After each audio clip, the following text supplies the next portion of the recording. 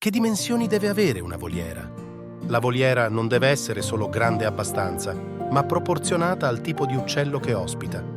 Una coppia di cocorite, ad esempio, ha bisogno di almeno 1 metro di lunghezza per volare orizzontalmente, mentre per calopsite o inseparabili serve anche di più.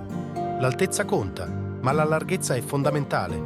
Gli uccelli non volano in verticale come elicotteri, quindi serve spazio per muoversi in orizzontale.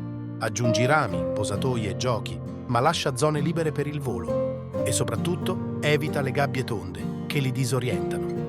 In pratica, pensa alla voliera come al loro salotto.